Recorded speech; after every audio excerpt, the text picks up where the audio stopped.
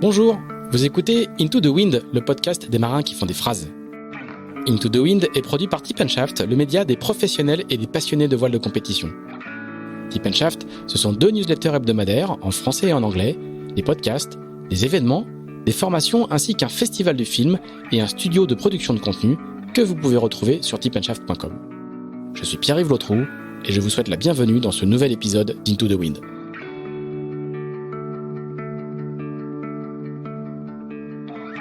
Cet épisode d'Into the Wind est présenté par Araldite. Araldite, ce sont des adhésifs structuraux, autrement dit des colles époxy et métacrylates extrêmement fortes, capables de remplacer une stratification. Les adhésifs Araldite collent sous l'eau, durcissent très vite et sont simples à appliquer, ce qui est assez pratique quand, par exemple, vous devez au hasard boucher le trou d'une cadène arrachée sur votre pont ou arrêter une fissure dans votre varangue de pied de mât après un talonnage. Bref, le genre de produit qu'il vaut mieux avoir à bord en course dans son kit de secours. L'Araldite ne sert pas qu'en cas d'avarie, elle est de plus en plus utilisée pour coller des cloisons ou les jonctions entre pont et coque, mais aussi pour poser de l'accastillage, des padailles ou des pièces annexes. La gamme est très complète et s'adresse aussi bien aux coureurs qu'aux préparateurs et aux chantiers. Elle est à découvrir sur go-araldite.com et chez votre ship chandler. Bonjour Bertrand Passé. Bonjour Pierre-Yves. Merci beaucoup. Alors c'est nous qui te recevons dans les locaux de Tip & Shaft parce qu'on a la chance, tu n'habites pas du tout en Bretagne, on a la chance de t'avoir intercepté lors de l'un de tes séjours à Lorient, puisque tu travailles en ce moment pour le Charal Sailing Team. Tu vas nous raconter un petit peu ça. Merci de nous recevoir pour ce nouvel épisode d'Into the Wind. On va passer un petit peu de temps avec toi et explorer une carrière très longue et très variée. Et puis surtout, c'est ce qu'on disait un petit peu en aparté avant de commencer cet enregistrement. On va pas parler de Transat, on va pas parler de Figaro, on va parler d'une discipline un peu plus rare chez nous, Français, qui est beaucoup le match racing. Tu es l'un des seuls Français, si ce n'est le seul Français champion du monde de match racing. Et on va avoir l'occasion de raconter ça. Mais pour le coup, dis-nous un petit peu ce que tu fais, ce que tu viens faire. Tu viens régulièrement à Lorient en ce moment.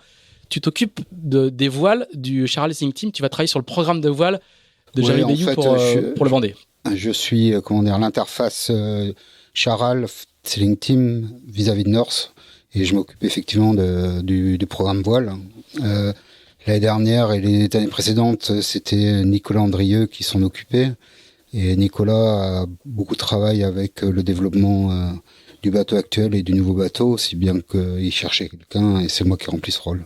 Alors ça veut dire que sur les projets IMOCA aujourd'hui, il y a tellement de travail, on va tellement loin dans la précision, dans le détail, qu'il y a un job, alors c'est probablement pas à plein temps, mais il y a du job pour s'occuper que des voiles. Les voiles, c'est une des parties les plus importantes des projets IMOCA, à savoir les surfaces, les formes, etc. Et c'est vraiment un bateau qui nécessite beaucoup de voiles et il faut que les voiles puissent avoir des recouvrements pour que la personne en solitaire arrive à les utiliser en bas de range ou en haut de range le plus facilement possible. Et donc, du coup, on y passe pas mal de temps, effectivement. Alors, en plus, ce monde-là de l'IMOCA a beaucoup changé. Enfin, les voiles d'IMOCA ont beaucoup changé parce qu'avant, on avait des bateaux qui marchaient normalement, enfin, je veux dire, sans voler. Maintenant, aujourd'hui, qui font beaucoup d'à-coups, qui peuvent développer beaucoup de puissance et de vitesse. Donc, du coup, le design des voiles a pas mal changé dans ce secteur-là, quand même. Je dirais oui et non. Oui, parce que maintenant, les voiles deviennent un peu plus plates. On utilise des voiles plates plus longtemps qu'auparavant. Et non, parce que la problématique reste la même. Quand il y a une grosse variation de vitesse de vent et de trouve angle, d'angle de vent réel. Lors d'utilisation de ces bateaux-là, et donc la problématique reste un peu la même qu'avant. Maintenant, c'est vrai qu'avec le parcours et l'obligation de pas aller trop au sud, les bateaux normalement font un peu plus de reaching qu'avant et un peu moins de vent arrière entre guillemets. Ça veut dire que toi, sur une campagne complète de Vendée Globe, tu vas travailler, il va y avoir des voiles spécifiques pour la route du Rhum, j'imagine, peut-être pour la Jacques Vabre. C'est quoi le nombre de jeux de voile qu'il y a sur une campagne de C'est pas le nombre de jeux de voile. Par exemple, cette année, on va faire 3 voiles, peut-être 4 neuves. Une grand voile parce que effectivement, la grand voile du Vendée Globe a quand même pas mal d'heures derrière elle. Et puis après, on essaye des surfaces différentes sur 2 voiles. Et on nous fera peut-être une voile de portant. On n'a pas encore décidé laquelle pour le moment. D'accord. C'est-à-dire que chaque année, il y a en fonction des courses, il y a entre 4 et peut-être plus de voiles chaque année. À peu près 3-4 voiles, 3 à 5 voiles chaque année. compte tenu de la garde-robe qu'on a déjà conséquente. On a essayé pas mal de surfaces sur les GV, sur les mastheads. Et donc, Ce qu'on appelle les mastheads, c'est les voiles qui vont tout en haut du mât. Oui, type, grande génac. Exactement, c'est des grands génacs, mais qui sont en 3D et pas en tissu de spi, quoi. Et par exemple, là, on a fait un spi nouveau parce que le premier qu'on avait, qui datait de 2018, il était dans un tissu un peu light et surtout, il a 3 ans, presque 4 ans. Et donc, on se disait que c'était quand même mieux de faire un spin-off pour la Jacques Vabre. Et le design des voiles change beaucoup en fonction de la grande course de l'automne, c'est-à-dire que il y a des voiles spécifiques pour la Jacques Vabre, des voiles spécifiques pour la Route du Rhum. Alors cette année, ça change un petit peu parce que la Jacques Vabre ne va plus, il y a plus les 1000 milles de reaching après l'équateur pour aller au Brésil. Maintenant, disons un peu plus important pour aller en Martinique. Avant le départ, il faut qu'on décide du jeu de voile, puisqu'on a quand même un panel de voiles, deux surfaces, encore une fois, très, très vaste, et il faut qu'on décide un peu avant le départ ce qu'on va utiliser. Donc là, il y a la météo qu'on sait à 5 jours à peu près, qui nous permet de faire une idée du début de la course, et puis après, il y a les best guess, quoi, ce qu'on pense être les mieux pour le bateau. Et donc, on aura 10 voiles, 10 ou 11 voiles possibles, et on en prend 7, quoi. Voilà, en gros, quoi. Et ça se décide 5 jours avant le départ. Voire même le vendredi soir, ça dépend de la date. Je crois que c'est le vendredi, sur le Vendée, c'était le vendredi à 10h qu'il fallait décider. Bon, ça sera fait jeudi soir, certainement. Et ça t'est déjà arrivé de voir des scénarios où tu changes de voile un petit peu au dernier moment, où tu prends une voile que pour les 3 premiers jours pas quand j'étais depuis que je suis avec GRM. Mais ça a été le cas, effectivement, il y a une année pour la Jacques Vabre où ils ont décidé au dernier moment de prendre un spi plutôt qu'un grand génac. Voilà, c'est un peu le choix qui reste à faire avant le départ. Et donc là, évidemment, ton job, c'est un job aujourd'hui avec plein de data, j'imagine. Oui, puis un travail assez proche avec les gens de chez Nord, c'est notamment Yann Regnault qui dessine nos voiles. On discute des voiles, on discute un peu de ce qu'on aimerait faire, et puis c'est vraiment un échange avec Gauthier Sergent aussi, un échange, et puis on se fait une opinion petit à petit, et après on décide, quoi. Et du coup, il y a beaucoup de navigation pour toi. Tu vas passer des heures en Zodiac pour voir le bateau un peu des deux. Là, pour le moment, depuis qu'on a remis à l'eau, c'est-à-dire il y a 10 jours, on n'a pas eu beaucoup de naves et surtout pas beaucoup de vent, quoi. Et là, alors qu'on a eu un mois de mai où il y a eu 30 nœuds tous les jours pendant 20 jours. Mais là, on a prévu de naviguer demain et après-demain, et malheureusement, ça sent pas très bon au niveau météorologique. D'accord.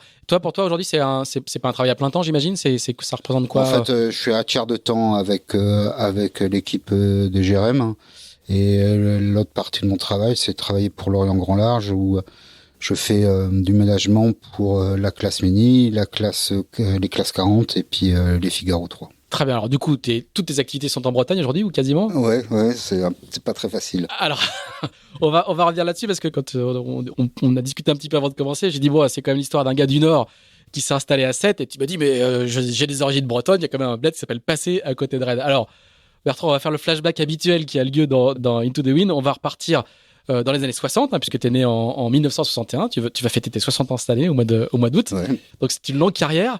Comment tout ça commence et à quel moment ça commence, voilà. Bon, mon père était capitaine de concours, et il a passé le concours de pilotage de Dunkerque, et il l'a eu pendant que ma maman était enceinte. Et au lieu de naître à Brest, je suis né à Dunkerque, sachant que mon père est de Morlaix, mes sœurs, ma mère sont de Brest, et donc moi je suis né dunkerquois. Ah, ça commence bien.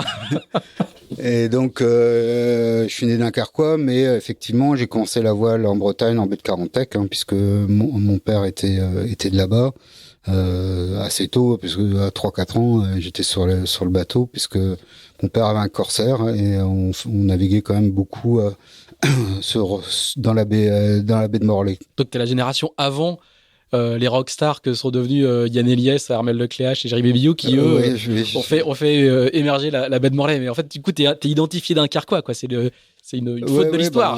Oui, parce que je suis né à Dunkerque, j'ai couru les Tours de France à la voile, les 3 ou 4 premiers avec Dunkerque. J'ai fait mes études à Lille, donc je suis assimilé du Nord. Voilà. Alors, dis-nous un petit peu ce que c'est l'écosystème dunkerquois, parce qu'il y a quand même plein de marins.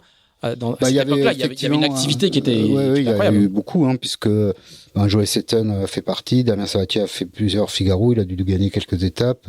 Je me demande s'il a pas fait 3 à un Figaro d'ailleurs. Il y avait Pascal Leys qui est mort en mer en 1991 ou 93, je me souviens plus. On avait un groupe assez large, et en fait on faisait tous du bateau sur le bateau de nos parents, parce que mon père à Dunkerque avait acheté un écume de mer en copropriété, et donc on était une bande de garçons entre quelques filles aussi, entre je dirais 13 et 18, 19 ans, et on partait les week-ends, et les parents ils nous laissaient partir en Angleterre, en Belgique avec les bateaux, quoi.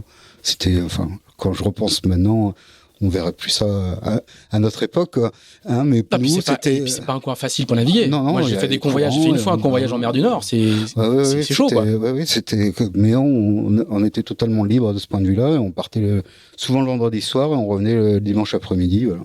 Et puis une petite transmanche au milieu des bancs de sable et des cargos, quoi. Et le reste de la semaine, on était à l'école, quoi. Et à partir de quel moment cette navigation de loisirs se transforme en compétition ? En fait, je pense que c'est plus ou moins l'arrivée du Tour de France à la voile. En fait, mon père a travaillé avec Bernard Decré comme ville de départ à Dunkerque. Alors c'était le fondateur du Tour. Oui, avec Bernard Decré qui était fondateur du Tour, et c'est un peu là que la compétition, même si on faisait des compétitions, notamment beaucoup en Belgique à l'époque, c'est là où la notion de compétition est peut-être pris un peu plus d'importance, quoi. Et du coup, alors tu te lances dans les tours ? Alors avant, j'avais fait quand même des courses avec Richard Sautieux sur Révolution, en 78. Il faut que t'expliques un petit peu ce que c'est que Révolution, Bertrand. Je n'ai même plus trop souvenir, c'est un plan finaux, je pense. Un plan finaux, ouais. L'un des tout premiers plans finaux. Exactement, qui était à Jean-Louis Fabry, et par piston, je pense que je suis arrivé là-dedans, quoi. Et puis j'avais fait donc la semaine de Covs, et puis à l'époque il n'y avait pas le Fastnet puisque c'était une année paire, et on avait fait Leamington-Bayona, voilà. Bayona, c'était super d'ailleurs. Et j'ai appris beaucoup de choses avec Richard Sautieux, parce que c'était une encyclopédie, cet homme. Et puis c'était quand même assez tôt, j'avais 17 ans peut-être, en 78, quoi. Et c'était ma première aventure en mer, je dirais. Et alors comment ça s'enchaîne sur Alors après, sur donc en 78, il y avait eu le Tour de France, mais je m'étais blessé, j'avais pas pu y participer. Et après, on a fait 79, 80, 81 avec l'équipe de Dunkerque, une année avec le skipper, c'était Joey Seton, et les 2 années suivantes avec Damien Sabatier en tant que skipper. Et moi, j'étais barreur dans le groupe, quoi. Et on a fait, on a gagné le Tour de France à voile la première fois en 79 avec un coup de chance incroyable, quoi. Le pauvre Bléau de Brest doit s'en souvenir, mais on avait 2 heures de retard, et en fait départ de Cannes pour aller à Menton, donc je sais pas, il y a 30 000, 20 000, et puis il y a eu un énorme orage, et nous on est partis avec le vent, et les autres sont restés plantés, et ils sont tellement restés plantés qu'ils sont arrivés 3 ou 4 heures après nous, quoi. Et donc on a gagné le Tour comme ça avec un coup de peau pas possible. Et par contre, les années suivantes, en 80 et 81, c'était un peu plus construit quand même, notre victoire. Et le Tour à cette époque, donc c'est les premières éditions du Tour. C'est quoi l'ambiance sur le Tour de France à la voile ? C'est festif, plus festif que par la suite. C'est festif, mais c'est aussi sérieux, parce que le Tour, c'est dur, du début à la fin. À l'époque, ça durait même peut-être 5 semaines. Donc les bateaux n'allaient pas très vite, le parcours était le même, voire même un peu plus long. Donc c'était à la fois festif et à la fois sérieux, parce qu'il fallait tenir en mer, donc il fallait quand même faire attention aux étapes. Et on passait beaucoup de temps sur l'eau. Et c'est une école incroyable. Oui, parce que en un mois vous faites tellement de régates que vous apprenez forcément beaucoup de choses. Et puis c'est un mix entre, à l'époque je me souviens plus trop s'il y avait des parcours olympiques, je me souviens plus trop, mais dans les années 2000, là, il y avait quand même un peu avant, il y avait quand même pas mal de moitié de parcours techniques et moitié de course au large, donc c'était un mix des deux, donc ça rendait l'épreuve quand même très variée et très intéressante. Et toi, c'est de l'apprentissage complètement, de la régate, quoi. Ouais, complètement. Après, j'ai eu la chance de faire l'Admiral's Cup en 83 dans l'équipe belge, avec André Nélis, qui avait été médaillé en FIN. Et lui, il m'a appris beaucoup de choses, beaucoup de choses de la régate, je dirais. Donc j'avais fait l'Admiral's Cup, je faisais l'avant, c'était étonnant d'ailleurs, je faisais l'avant sur les inshore, et puis sur les offshore, je barrais un peu l'avant aussi, quoi. Et donc on se partageait la barre avec André. Voilà, lui m'a appris pas mal à barrer quand même. À cette époque-là aussi, c'est évidemment une autre époque de la voile. Hein. Il y a pas d'électronique, il n'y a pas de. On avait on avait des trucs. Enfin, non, mais ce que je veux dire, c'est qu'il n'y a pas les tablettes tactiles avec le GPS, quoi. Le Tour de France, c'était la Gogno. Hein. Voilà, c'est ça que je veux dire. C'était la navigation à la Gogno, même jusque les tours qu'on a fait 87 et 88, c'était navigation avec la Gogno. Hein. D'ailleurs, on a eu quelques mésaventures à ce sujet-là. Hein. Il fallait faire une très bonne estime. Il fallait vraiment être très rigoureux sur l'estime. Alors, tu vas faire des écoles, une école d'ingénieur, hein, oui. C'est bien ça, donc des études d'ingénieur. Mais tu vas jamais travailler dans l'ingénierie, si? À peine. Pas au sens. Ça va enchaîner directement. Pas au sens propre du terme.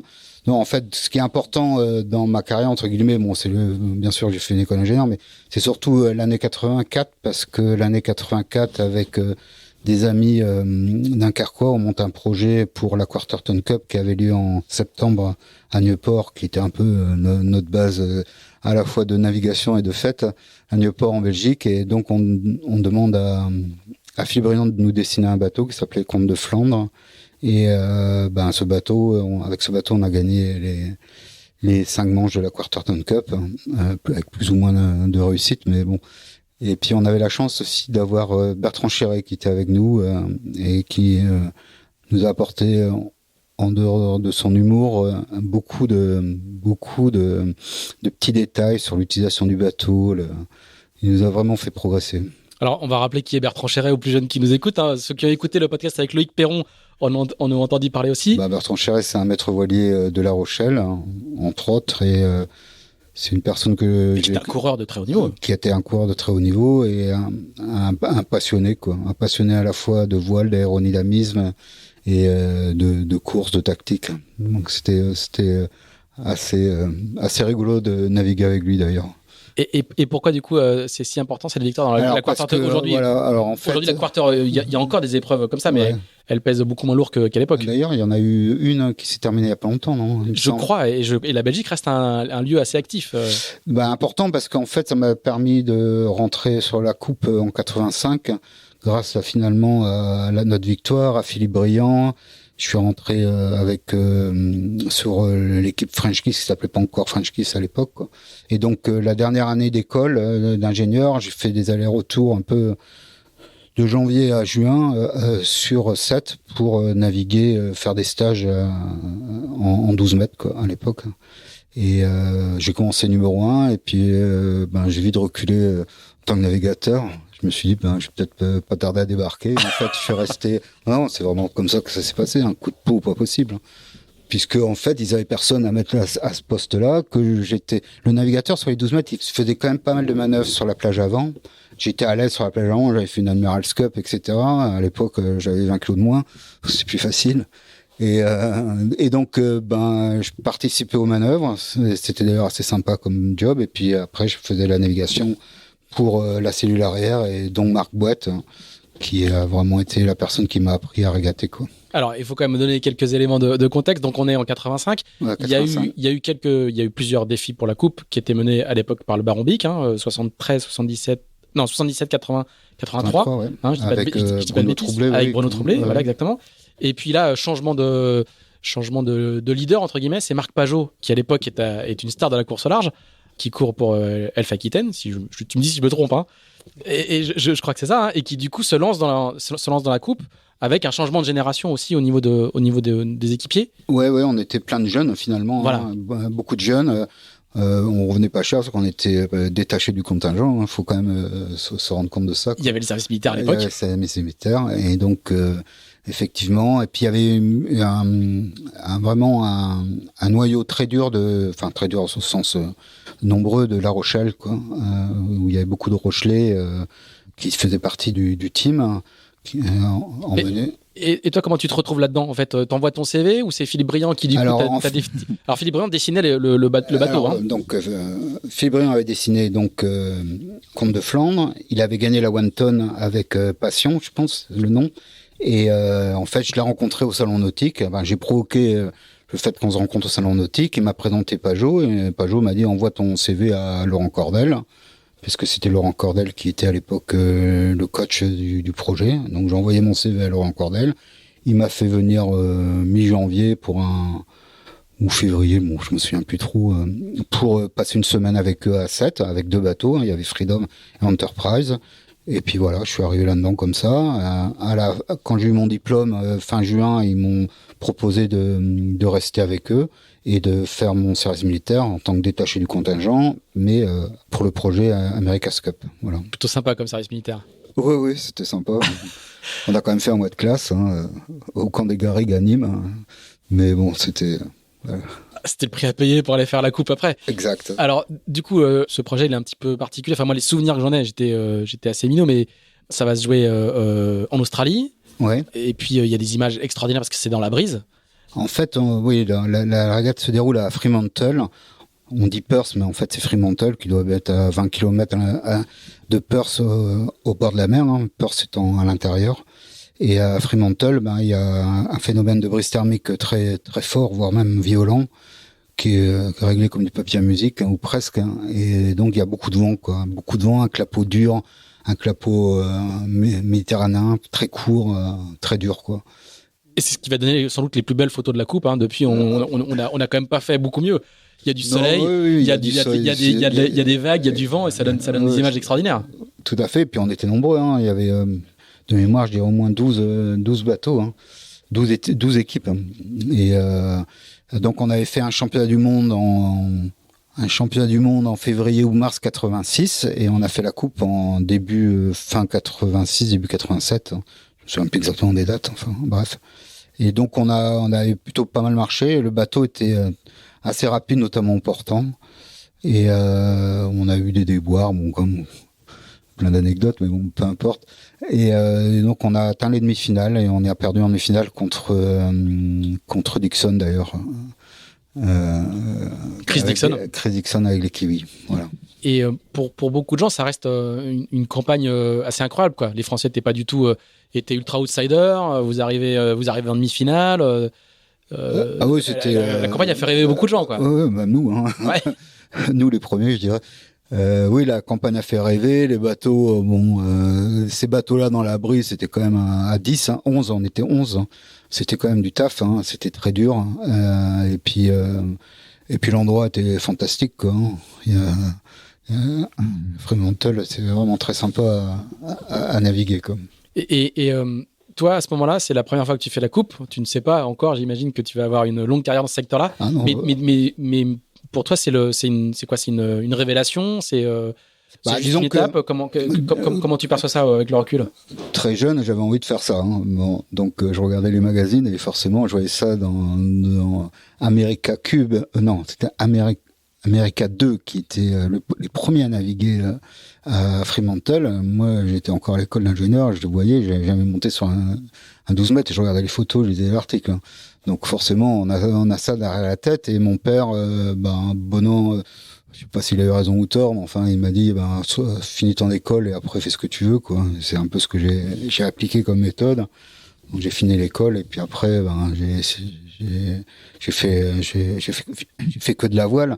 Mais bon, faut avouer quand même que j'ai eu un pot pas possible dans l'enchaînement des choses, quoi.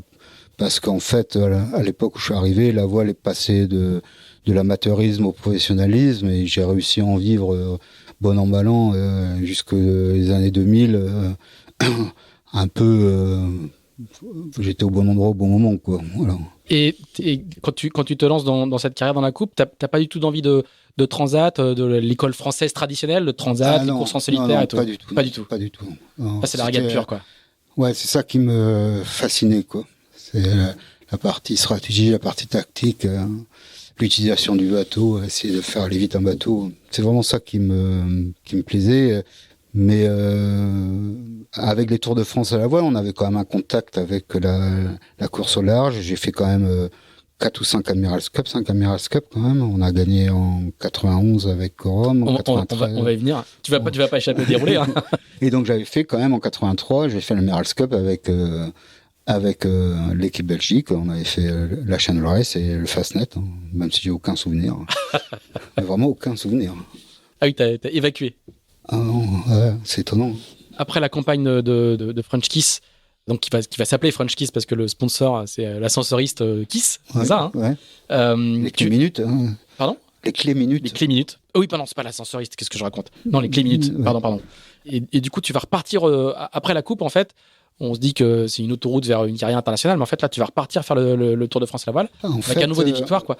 Et tu vas toujours faire ces retours au Tour de France, en fait. Hein. En fait, pendant la campagne America's Cup, j'ai rencontré dans l'équipe Pierre Mas, qui finalement n'est pas parti en Australie avec l'équipe, mais avec qui j'ai gardé un lien plus ou moins fort. Et Pierre m'a proposé de faire le Tour de France à la voile. Il avait trouvé un partenaire qui était la région de Languedoc-Roussillon. Et donc, revenu de la coupe en 87, j'ai enchaîné sur le Tour de France à la voile, qu'on a gagné. On a eu la possibilité d'avoir un one ton en 88, qui était le bateau CGI. Et en 88, on a regagné le Tour de France à la voile et on a eu la possibilité de construire un nouveau one ton qui s'appelait CGI2, quoi. Et pour participer à la One Ton Cup 89 et l'Admirals Cup 89. Alors, ça, ce que tu vas faire. Et puis, Pierre Mas, il sera aussi avec d'autres dans l'équipe Corum. Alors, ça, c'est plus tard. Ça, c'est un peu plus tard, mais du coup, qui va être aussi avec une victoire française d'Admirals Cup. Voilà. Avec, Pierre était en contact avec Luc Gélusso. Il y avait Philippe Briand aussi, toute la bande de Rochelet qui était avec nous en 87, quoi. Ils ont monté le projet, parce que Luc Gélusso s'occupait des voiles en 87 avec nous. Ils ont monté le projet Corum. Sailing Team, et donc la participation de 3 bateaux décorés Corum à l'Admirals Cup 91 qu'on a gagné, et en 93 où on a fait 3e, je crois. Alors je le redis comme je l'avais dit sur le podcast avec Christian Dumas, hein, qui a fait partie d'une partie de l'épopée Corum. Là c'est les montres, c'est pas comme les produits d'épargne immobilière comme il y a aujourd'hui.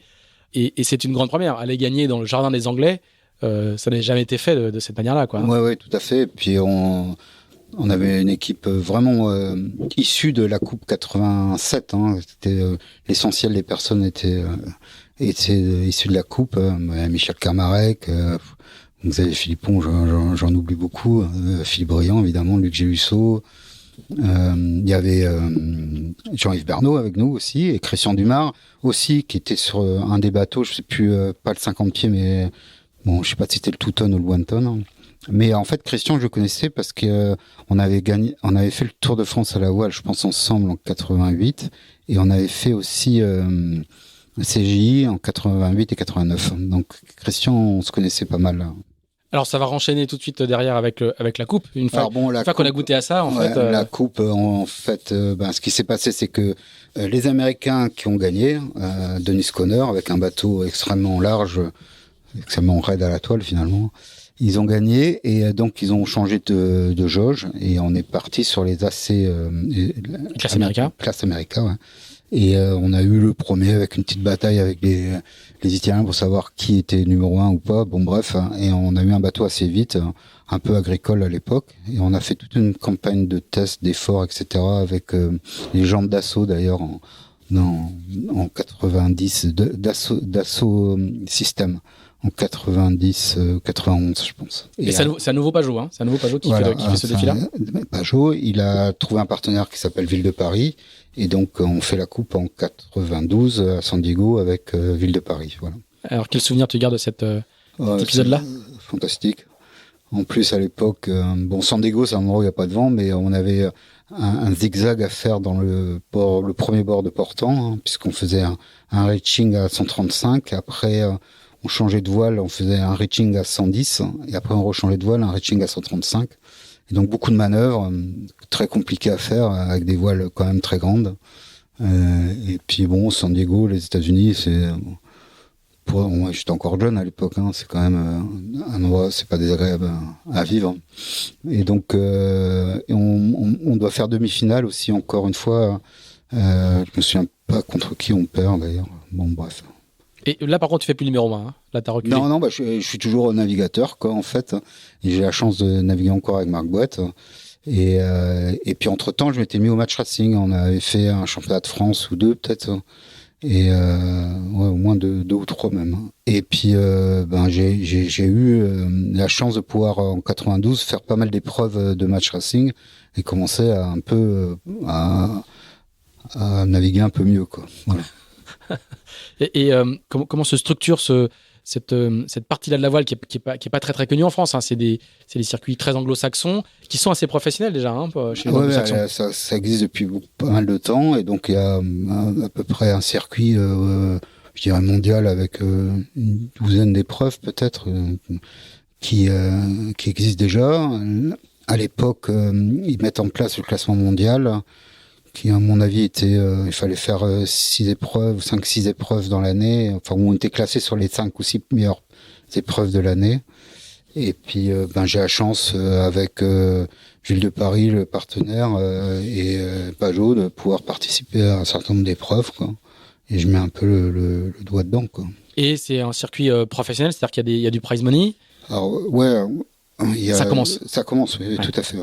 C'est pas non plus des gros prize money. Non, c'est pas le tennis, on est d'accord. Mais ce que je veux dire, c'est que du coup, c'est une voile très très différente de celle qu'on connaît encore dans l'Hexagone, quoi. Ouais, tout à fait. Ouais. Vous n'avez pas de bateau, vous vous déplacez. Enfin, je veux dire, tu te déplaces avec des équipiers en avion. T'arrives, on te met une flotte à disposition. C'est un fonctionnement qui n'a rien à voir, quoi.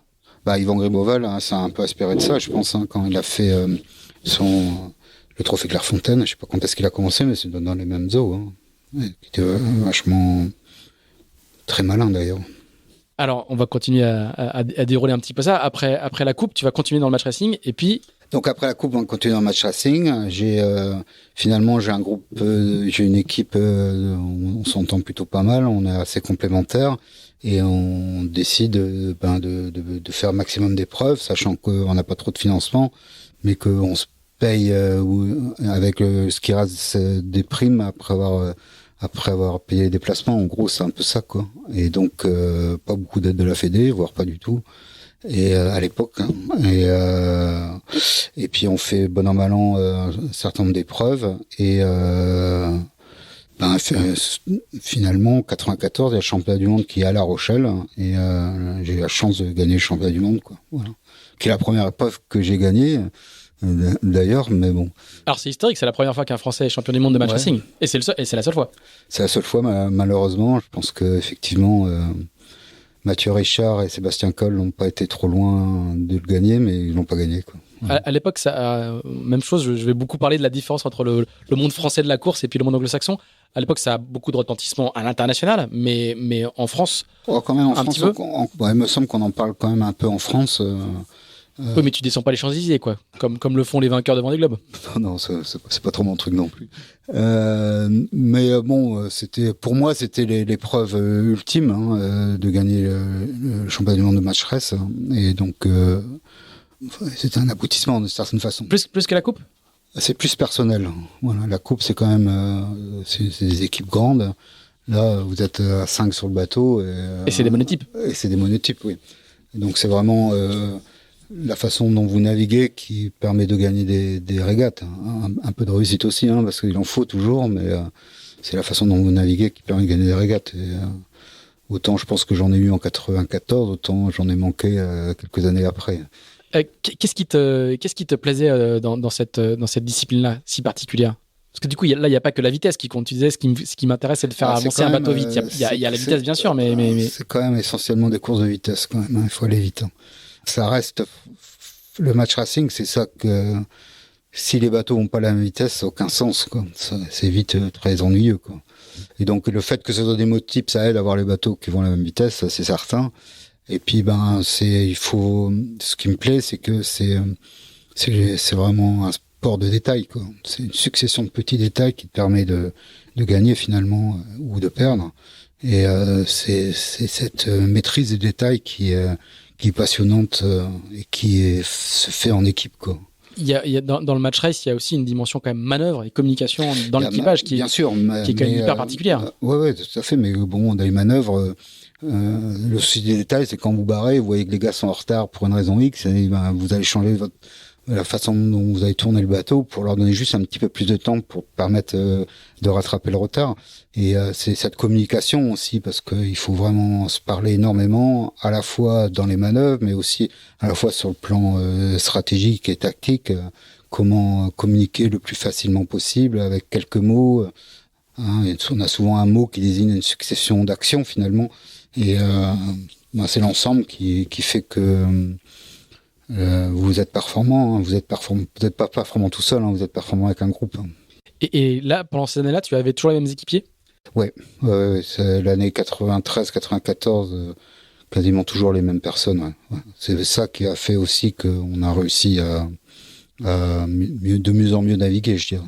Et il faut combien de temps pour arriver à bâtir un équipage et avoir la fluidité maintenant, ça absolue. serait beaucoup plus rapide parce qu'on sait, on a un savoir-faire, mais ça nous a mis facilement presque un an, quoi, je pense. Et puis il y a l'aspect mental du match racing aussi qui est vraiment très important parce que finalement, plus ça vient, plus vous faites des quarts de finale, demi-finale, finale, la pression monte et il faut savoir un peu la gérer. Et moi, j'ai commencé à gagner entre guillemets quand j'ai réussi à gérer cet aspect mental. J'étais un peu trop émotif et donc j'ai consulté quoi. Comme tout le monde. Tu avais un préparateur mental ? Ouais, tout à fait. Ouais. J'ai commencé à faire ça fin 93, début 94, et finalement j'ai été champion du monde fin 94. Quoi. Mais c'est grâce à cette personne que j'ai réussi à vaincre un peu mes démons. Quoi. D'accord. Non, je pense c'est indispensable.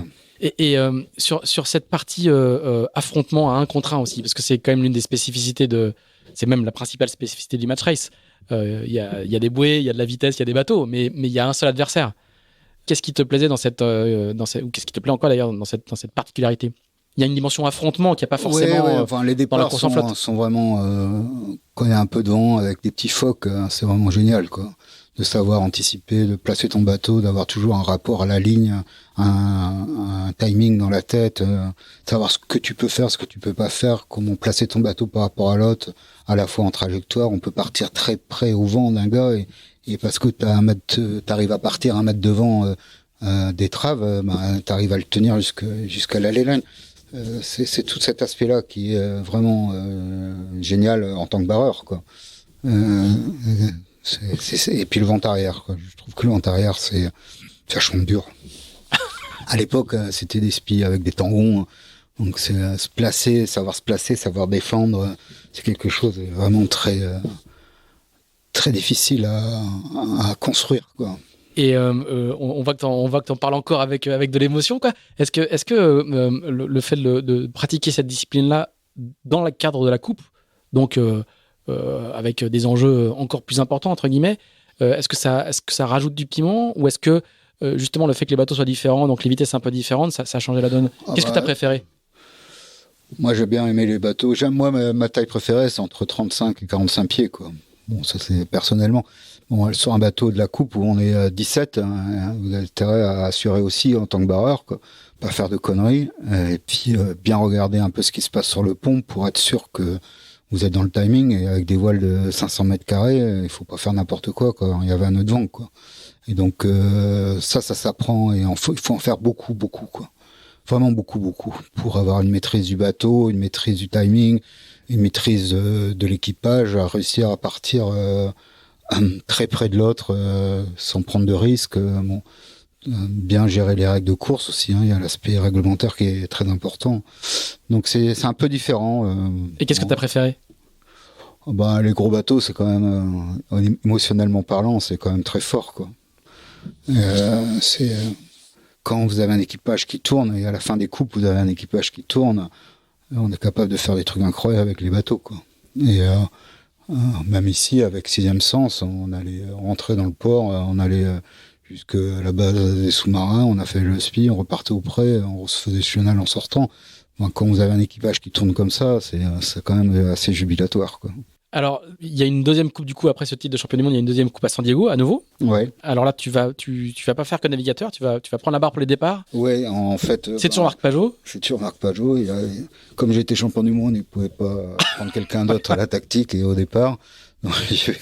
Donc j'ai hérité de la place de tacticien et de barre de départ, quoi. Puis on a eu un peu moins de débat, hein, de mémoire dans les médias. On demande à Pajot pourquoi il veut pas lâcher la barre, quoi. Hein. Oui. Bon, c'est sûr que Marc, les départs, c'était pas trop son truc, quoi. Et puis bon, c'est moi qui hérite de la place. Et puis bon, le bateau il va pas très bien, quoi. Et finalement, on aurait pu passer en demi-finale, mais on démat contre les Espagnols, alors qu'on était assez loin devant. Le jour même où je crois Australia One cool. Bon, c'était une des rares fois où il y avait du vent à San Diego. C'est de cause à effet, quoi. Et bon, on a eu plein de déboires sur cette campagne. C'est dans cette campagne où le bateau perd sa quille, hein. Ouais, on a perdu la quille. Enfin, on a eu plein de vraiment. Le bateau est tombé de la grue. Enfin, il y a eu c'était vraiment une succession de drames. Mais t'en gardes un souvenir, t'en gardes quel souvenir? Difficile, quoi. Difficile. Voilà. Ouais. Mentalement difficile, une remise en question tout le temps, beaucoup de pression médiatique, on avait pas mal d'argent, et puis quand vous avancez pas, c'est pas facile sur le bateau, c'est pas facile à terre, c'est pas facile pour toute l'équipe, quoi. Alors qu'on avait des moyens, une base superbe, ça fait partie des échecs. Alors ça va être une coupe importante, hein, parce que c'est la première coupe gagnée par les Kiwis. Ouais. Et la coupe en Nouvelle-Zélande. Ouais. Pour un bail. Ouais, de 5 ans. De 5 ans, voilà. Oui, un peu moins de 5 ans, puisque en fait, en 2000, c'était en février, je crois. Là, on devait. Bon, bref. Alors, tu vas être à nouveau. Il y a une partie du noyau qui reste. C'est plus Pajot. Alors, la campagne s'appelle Sixième Sens. Voilà, Pierre Masse et Luc Gélusso montent un projet qui s'appelle Yaka d'abord. Yaka. Et puis finissent par trouver des partenaires avec Transiciel et Buc Télécom. Hein, et le bateau s'appelle Sixième Sens. Et on a un petit budget, hein, puisque vraiment un petit budget. On arrive à s'entraîner. Un bateau est mis en chantier. On arrive à s'entraîner quelques semaines sur l'Orient, d'ailleurs. Hein, c'était le début de l'aventure, finalement de tout à l'Orient. Il faut quand même le reconnaître. Hein, Pierre Masse, il a eu vraiment du pif là-dessus, quoi. Et on a même dû arrêter de naviguer au mois d'août parce qu'on n'avait pas assez d'argent, on n'avait pas assez de voiles. Bon, bref, c'était quand même une campagne difficile d'un point de vue financier. Et par contre, un groupe hyper sympa, peu nombreux, jeunes. Voilà. Un petit peu comme un Fremantle, en fait. Il y a là aussi la naissance d'une sorte de génération, de génération Sixième Sens. Ouais, c'est pas tout à fait la même chose, ça y ressemble quand même. Ouais, il y a Dimitri Despierres qui arrive, il y a Gauthier Sergent, il y a pas mal de gens qui vont faire carrière derrière, quoi. Hein. Ouais, tout à fait. On les voit, ils se partagent des photos sur Facebook. On sent qu'il y a un effet de génération assez fort. Alors toi, t'es plus le petit jeune, là maintenant, c'est ta 4e coupe, t'as beaucoup d'expérience. Là, t'es skipper du bateau en plus. Ouais, bon, on fait du bien et du moins bien, moi avec. Hein. Ouais, t'es toujours bon. Des trucs qu'on a ratés. Mais bon, on n'allait pas très vite quand même, quoi. Et puis on a fait beaucoup de sacrifices pour améliorer la vitesse du bateau, et notamment la taille du safran, donc qui m'a mis parfois en difficulté, quoi. Mais bon, ça fait partie du jeu, quoi. Voilà. Et donc à la fin de cette coupe, si j'enchaîne, voilà. À la fin de cette coupe, je participe, je sais pas trop comment, je participe au premier One Match Racing Tour. Là, c'est le circuit pro voilà, du match racing. Qui va avoir 6 ou 7 épreuves, peut-être un peu plus, je sais pas. 6 ou 7 épreuves, et pendant ce Match Racing Tour, je rencontre Barker. La grande nouvelle est apparue assez vite, c'est-à-dire que Coutts... Dean Barker. Ouais. Coutts... Tout le monde... On va préciser qui c'est. Donc, c'est l'héritier de Russell Coutts. Hein. Parce que Coutts décide de partir. Et donc, c'est Dean Barker qui reprend Coutts décide de partir chez les Suisses, d'Alinghi. Ouais. Je sais pas si c'est fait comme ça, mais bon. Je donne des éléments pour il part avec Alinghi, et donc c'est Dean Barker et puis Tom Schackenberg qui reprennent Team New Zealand. Et à force de discuter avec Dean durant les épreuves, il me propose de rejoindre Team New Zealand. En même temps, Coutts me propose de rejoindre Alinghi, et donc mon cœur balance, quoi. Mais j'avais trop envie d'aller avec les Néo-Zélandais, parce que pour moi, c'était vraiment l'équipe phare, quoi. C'est le Real Madrid de la voile, quoi. Voilà, ouais. partent. Et puis, ils viennent de gagner la coupe, hein. En 2000, ils conservent la coupe, hein. Et ils viennent de gagner la coupe, tout à fait. Et puis le fait d'habiter là-bas, avec mon épouse à l'époque, on trouve que c'est une super une expérience, quoi. Et donc, c'est une aventure globale, quoi. Il y a pas que le sportif. Le sportif est énorme, mais il y a pas que ça, quoi. Etc. Donc on part habiter là-bas, quoi. On part habiter là-bas. Enfin, moi j'y vais un peu plus tôt que eux, mais tout le monde arrive, la famille débarque en janvier 2000, quoi, avec le petit Ludovic, mon deuxième fils. Et puis voilà, je débarque chez Team New Zealand, voilà. Et alors, c'est comment de travailler chez Team New Zealand? Au début, je comprends de remettre le... Au début, je comprends rien du tout, quoi, parce que ils ont un accent pas possible. Déjà, j'avais du mal en anglais, c'était pas très... Ils ont tous 4 ou 5 nicknames, quoi, de surnoms, hein. Et donc, au début, c'est l'enfer, quoi. Vraiment l'enfer. Par contre, dès le premier jour, on me donne le bateau et vas-y. Donc, je pars le premier jour à la barre du bateau. Évidemment, je me prends un corps mort. Cette honte. Bon, bref. Et puis, petit à petit, ça a été la découverte à la fois des Kiwis, de la Nouvelle-Zélande. C'était génial, quoi. Beaucoup navigué, quoi. Beaucoup. À l'écœurement. À l'écœurement, jusqu'à l'écœurement. L'écœurement. Ah oui. Je sais pas, on a dû naviguer 2 fois plus qu'à Lingui, quoi. Ah non, on a beaucoup navigué, quoi.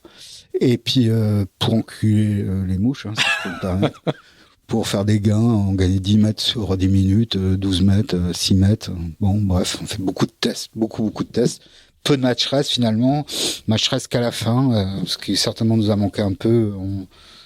Certainement nous a manqué à la fin, sur la coupe, un peu de match race. Et pourquoi tu dis jusqu'à l'écœurement? Parce qu'il y a un moment, t'en as marre, toi? Ah ouais. C'était 6 jours sur 7. On quittait le quai à 10h, on venait à 19h, 20h. 6 jours sur 7.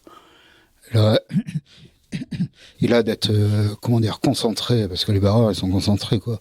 Concentrés pendant 8-9 heures. C'était usant. Et je pense qu'on en a trop fait, hein. Je pense que l'équipe est arrivée sur la coupe, on était tous rincés. Bon, on a eu des déboires aussi, on a eu des problèmes, des bris de matériel, des problèmes de gréement. Enfin, bref, beaucoup de travail, quoi. Alors du coup, pour le coup, c'est un échec des Kiwis, puisqu'ils vont perdre face aux Suisses d'Alinghi, c'est une révolution. Mais du coup, est-ce que toi, tu peux expliquer ce qui fait quand même la longévité et le succès de cette équipe qui va regagner après, hein, qui va regagner et reperdre, mais qui au final a regagné. L'équipe, elle existe depuis finalement 87, hein, avec Plastic et Fantastic, là, Chris Dixon. T'as repris après Stan Lager avec comment il s'appelle. Ils ont fait le monocoque aussi. Le gros monocoque de 120 pieds, là, où je sais pas combien, en 88. Et ils ont fait la coupe en 92 avec un bateau complètement atypique avec Rod Davis. Un bateau qui était le moins toilé de tous, le plus léger. Et ils ont fait 95, où là, franchement, les bateaux étaient très aboutis avec le Reed Davidson qui avait dessiné la carène. Et puis des jeunes aussi, pas beaucoup de jeunes, Coutts, mais aussi des jeunes ingénieurs tels que Mac Drummond, Nicole Roy, etc. Ouais, qui sont encore en place aujourd'hui. Et donc il y avait quand même un noyau très fort. Et puis à la Nouvelle-Zélande, c'est quand même Auckland. C'est à Auckland qu'on fait de la voile, hein. C'est pas tellement... Enfin, on en fait partout, évidemment. Mais c'est le noyau de régate, c'est à Auckland. Et donc tout est concentré à Auckland. Il y a North, il y a les constructeurs de mâts. Il y a quand même beaucoup de choses à Auckland. Et ce team, ils sont bien installés, ils ont une logistique qui fonctionne bien, et donc c'est pour ça que ça a perduré, quoi. Et puis quand vous êtes néo-zélandais, la voile c'est comme le rugby, quoi, c'est la fierté, et donc il y a toujours eu le gouvernement qui a mis un peu d'argent au fur et à mesure pour faire les transitions. Pendant que ils cherchaient la partie commerciale cherchait de nouveaux partenaires, quoi. Il y avait beaucoup d'étrangers quand tu y es, toi, en 2000? Très peu. Il y avait Australiens, il y avait un Australien navigant, peut-être un ou deux. Il y avait des Anglais, quelques Anglais, mais non. Moi, j'étais le seul finalement non anglo-saxon, hein. Et quel Français. Et comment ils t'ont traité? Très bien. Ouais, très bien. Franchement. Très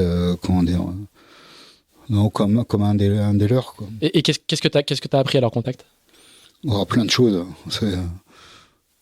Ce qui est incroyable, c'est que finalement, tous les équipiers, c'était des boatniggers, quoi. Enfin, des gars qui travaillaient sur les bateaux, qui construisaient les bateaux, boatbuilders, beaucoup de boatbuilders dans l'équipe navigante, quoi. Ils ont tous un rapport avec la construction des bateaux très important, finalement. Et c'est-à-dire les bateaux, quand il fallait les poncer, parce qu'on les construisait en moule mâle et non pas en moule femelle, donc ils étaient enduits, donc il fallait les poncer. Tout le monde allait poncer le bateau, quoi. Tout le monde, c'est-à-dire tous les membres de l'équipe, et puis la famille, les femmes, les enfants, tout le monde allait poncer les bateaux à l'envers. T'as appris à poncer, quoi. J'ai appris à poncer. Et c'est étonnant, quoi. Et puis ils sont très curieux, ils essayent plein de trucs. Mais on a essayé des trucs, tu peux pas savoir, comme nombre de choses qu'on a complètement débiles des fois. On avait des bateaux qui n'avaient pas la même raideur. Il y avait deux bateaux, hein. Il faut des bateaux. Et donc il y avait un bateau qui avait moins de raideur pour moi. Et donc pour compenser ça, on mettait des tangons, et on envoyait des gars en bout de tangon pour faire coupe de rappel, comme les comment ça s'appelle aux Antilles là, les yoles. Les yoles. Ouais. Et on envoyait, donc les gars se pesaient avant parce qu'on voulait savoir exactement combien on mettait. Donc il y avait des calculs, des marques sur le tangon. Donc tant de poids et ça devait aller là, etc. Et donc on faisait des tests comme ça, quoi. Enfin parfois c'était complètement ridicule. Hein. Alors, enfin, les mais kiwis. ils se marraient tout le temps. Ah oui. Ouais, c'était très gai, hein. C'était très gai. Et donc la Nouvelle-Zélande va perdre la coupe. Et tu vas donc on a en souvenir les images incroyables du bateau qui prend l'eau, obligé d'écoper. Hein, je sais pas du coup quelle était l'erreur de calcul, mais en tout cas le bateau gîtait trop. Ouais, il y avait une concours de circonstances aussi malheureux à ce moment-là, mais bon bref. Ouais. C'était quoi le concours de circonstances? Il y avait la flotte de spectateurs avançait dans le même sens que nous, et il y avait un gros bateau spectateur dont une des vagues se brisait exactement à l'endroit du tableau arrière. Et comme il allait à la même vitesse, on a pris la vague pendant 5 ou 6 minutes de suite, et donc ça remplit le bateau, quoi. Mais c'était un concours malheureux de circonstances, quand même. D'accord. Et impossible de lui dire de partir? On n'a pas de contact. C'était trop loin, en plus. Bon, enfin, bref. Ouais. Non. Puis ce qui est malheureux, c'est que on a cassé des trucs. Et pour les Kiwis, casser des trucs, faut pas que ça arrive. Hein. Ah oui? Ah bah ouais, non. Puis ils aiment bien la brise, quoi. Si tu veux, les jours où il y avait du vent, il y avait une ambiance particulière dans le team. Hein. Quand on allait naviguer avec 25 nœuds, ils étaient tous excités, quoi. Moi, je faisais pas fier. Mais de toute façon, pas que moi, hein, parce que je suis barqueur aussi. Hein. Les barreurs, ils ont pas trop envie de naviguer dans trop de brise. Hein. Mais l'équipage, ils étaient vraiment très... ils aimaient bien la brise, quoi. Et donc, casser dans la brise, c'était quelque part, c'est un peu une honte. Hein. D'accord. Donc, on a cassé quand même la première régate et on a cassé la quatrième. Hein. Alors, mais du coup, toi, tu n'es au départ, tu n'es pas à bord du bateau. Non. T'es barreur du second bateau. Et ils vont t'appeler à la quatrième manche où ils sont en train de prendre une peignée, quoi. Ils se disent, il faut qu'on change quelque chose. Ouais, c'est plutôt, il faut qu'on change quelque chose, qu'on va mettre le français à bord. Hein. Mais bon, j'ai hésité un peu parce que je m'entendais bien avec Amish Pepper, qui était le tacticien, que je trouvais quelqu'un de très talentueux, quoi. Et puis c'est même Amish qui m'a dit... Qui est toujours dans l'équipe, hein. Je sais pas, non. Je crois... il me semble que c'est lui qui faisait la com, mais je suis pas sûr. Hein. J'ai reçu des communiqués peut-être. d'Amish Pepper. Ça, je sais pas. Ça, la com... pas trop mon truc, mais bon. Et puis bon, oui, je monte à bord. En plus, c'est interminable parce qu'il n'y a pas de vent ou trop de vent, quoi. Et donc, il faut que les deux équipes soient d'accord pour régater. Hein. Ça se passait comme ça. Enfin, ça se passe peut-être plus comme ça maintenant, mais bon, à l'époque, il fallait un agrément entre les deux teams pour pouvoir régater dans peu de vent ou régater dans la brise, quoi. Et donc, la première manche à laquelle je participe, la quatrième. On a dû attendre 15 jours ou même 20 jours avant de pouvoir... on partait sur l'eau, on s'achetait pas, on revenait. Bon, bref. Je me souvenais pas de ça. Ouais, non, c'était interminable. Et puis la première manche que je fais, il y a un vent pas possible, quoi. Et puis on prend un grain dans le troisième près, ouais, ça doit être ça. Ça remonte à 32 nœuds avec ces bateaux-là. Tu serres les fesses, quoi. Hein, et ça s'attendait à ce que ça casse, quoi. Et sur l'autre bateau aussi, hein, enfin, je veux dire, c'était l'un ou l'autre. Et en fait, on a cassé, ce qui est incroyable, quoi, on a cassé un tang. Un tang, c'est la jonction sur les barres de flèche du gréement vertical. Et donc, on avait un double gréement. Et cette pièce-là, qui était en aluminium, on l'a testée 4 ou 5 fois à la rupture. Et c'était toujours le gréement qui cassait avant la pièce en aluminium. Et là, c'est la pièce en aluminium qui a cassé et on a dématé. Voilà. Donc le bas se casse en deux, hein, c'est ça, ouais. au niveau de la première barre de flèche, je crois, des mémoires. Ouais. Je crois que c'est ça. Et donc du coup, bon, au final, il va y avoir encore une manche derrière, ouais. donc vous allez perdre aussi. Ouais. Et donc du coup, Alinghi, avec les traîtres à bord, les traîtres kiwi à bord, remporte la coupe en Nouvelle-Zélande. Ouais. Raconte-nous de l'intérieur ce que c'était du côté kiwi. Oh, bon, c'était bon, on a fait une fête pas possible, ils étaient organisés, mais tu peux pas savoir. À peine la ligne d'arrivée franchie, ils sont tous montés à bord, ils ont mis des seaux à l'intérieur pour pouvoir pisser, des bières à savoir qu'en faire. Non, mais c'était... Ils ont noyé leur chagrin dans l'alcool, quoi. Ouais. Et puis après, ça a été le drame, hein, puisqu'il y a eu vraiment une reprise, une remise en cause de toute l'équipe, à la fois de l'instance dirigeante, des instances dirigeantes, des navigants, etc. Et très vite, ils m'ont proposé de rester, quoi. Moi, j'avais pas envie, quoi. Et pourquoi ? Un peu une lassitude. Encore une fois, je pense que j'étais écœuré d'avoir trop navigué, quoi. Ah oui, c'est incroyable. Ah non, mais je te jure, quoi. Tu peux pas savoir, quoi. Comme c'est trop, quoi. Et pourtant, chaque fois qu'on hissait la grand voile, je me disais, putain, Bertrand, profite-en quand même. T'es un des rares qui est capable, qui fait ça, quoi. Capable, c'est pas le terme, mais qui fait ça, quoi. Mais bon, c'était trop, quoi. Non, je te jure, on faisait des blocs, tu te rends compte qu'on faisait des blocs de 6 semaines, hein, où on naviguait, on avait que le dimanche, et après 6 semaines, on avait 3 jours off. Et hop, on repartait. La longue, c'est trop, quoi. Et sur combien de temps au total ? T'as passé combien de temps chez eux ? On a commencé à naviguer, j'ai passé 2000, 2001, 2002 et une partie jusqu'à mai 2003, quoi. Avril 2003. Et donc là, tu te dis, c'est bon, fini les kiwis, je rentre en Europe ? Ouais, et puis entre-temps, j'avais rencontré, c'est aussi à cause de lui, quoi. J'avais rencontré Loïc qui avait Loïc Perron. Ouais, Loïc Perron qui avait un projet normalement bien abouti avec Renault, quoi. Et puis finalement, c'est tombé à l'eau. Donc on a galéré un peu ensemble. Surtout c'est Team France, hein. Ouais, Team France, on l'avait appelé Team France à l'époque. Et qui a été repris après par Franck Camas.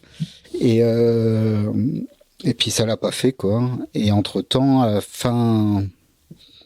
début vers le mois de mars ou avril 2004, j'ai reçu une proposition de Dixon. Donc Dixon, je le connaissais depuis des lustres, et donc depuis 87 d'ailleurs.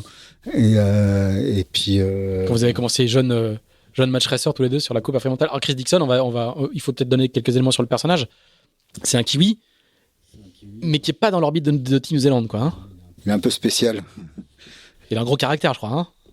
Ouais, il a des problèmes de régulation de tempérament. Non, mais c'est vrai. Et donc, il prend les médocs pour réguler son... Ah, d'accord. Pardon. Je crois que tu étais... Non, il est spécial, quand même. Hein. Il est franchement spécial. Mais bon, bref, il y avait Laurent Esquier à l'époque qui était avec eux, quoi. Et donc, il me propose de venir en tant que second barreur chez Oracle. Et puis, bon, j'ai fini par accepter, quoi. Voilà. Alors là, c'est autre chose encore. Alors là, c'est la démesure. Je sais pas combien on est dans le team, 150 personnes dans le team. On a fait 14 mois quand même dans la campagne. Des voiles, mais je sais pas, des milliers de voiles on a fait, quoi. Enfin, milliers, j'en sais rien, mais des centaines et des centaines de voiles. Donc ça, c'est la première coupe de Larry Ellison, le patron d'Oracle. Hein. C'est pas là, il était déjà en 2000. Ah, d'accord. Avec, je sais plus qui, mais il était déjà en 2000. D'accord, très bien. Ouais. Et donc... la démesure, donc tu disais.